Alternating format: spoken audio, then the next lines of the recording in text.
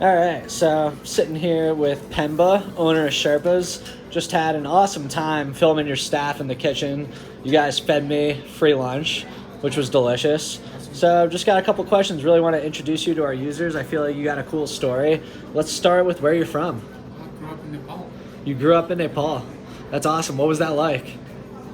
Well, it's a little rough, but it's beautiful. Beautiful life, yeah. Simples, and no complications. Yeah. Yeah, no, definitely. And how'd you get into the art of cooking? Well, I was a professional mountain guide there, and I cook up in the mountains, and my family had a lodge in the mountains and whatnot. And so, we grew up with cookies and that our passions. And, That's awesome. You used to climb the mountains up there a lot? You know, my dad recently went and climbed Mount Kilimanjaro. 30 years. Yeah. 30 years guide in the Himalayas. You were a guide for 30 years? Wow, that's amazing. Yep. Any wild stories from those times? Lots of wild stories. Really? Yep. That's probably a conversation for another time. Yep. What brought you to the United States? Well, I first come out here to visit. Okay. Check out the Rockies.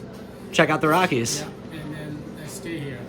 And, I'm a technical climber, so I climb a lot in Eldos. So Boulder was a perfect place for me to live. That's awesome. So do you still climb a lot? Yeah. Nice. I didn't even know that about you. Do you do indoor climbing too, or just... Yeah? Well, actually, these days I'm climbing more indoors. Where's your spot? Boulder Rock Club. Boulder Rock Club? Folks, if you want to know where to meet this man, that's where it is. So when did you actually move to Boulder? Ooh, I first moved to Denver about 30 years ago. 30 years ago. Yeah, then I moved to Boulder about 30 years ago. And is that when you opened Sherpas? That's when I opened Sherpas, yeah. Did you know as soon as you moved to the United States that you were going to open Sherpas? No, actually, no.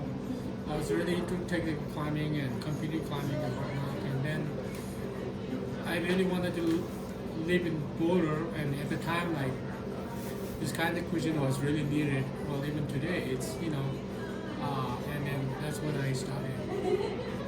That's cool. How would you say Boulder has changed the most over the last 20 years? A lot. A lot? Yeah. Is there something that you would say is the biggest change? Biggest change is probably the populations.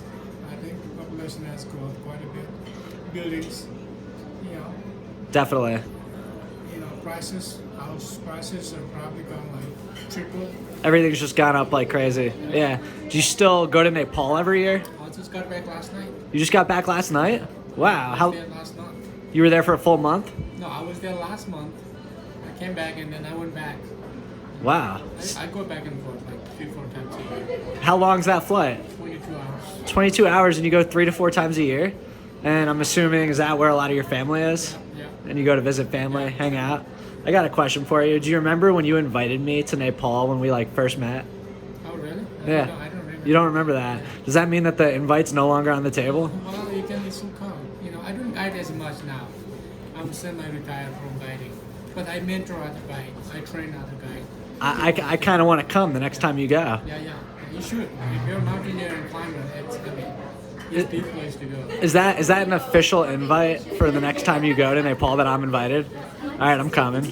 We'll make that happen. So the last question is there anything that you want the customers of Boulder to know about your restaurant? Well, as you look at here in the wall, we've been voted the best Nepalese Tibetan Indian restaurant 18 years straight. That's a major accomplishment. Yeah, so everything we cook here is prepared to orders.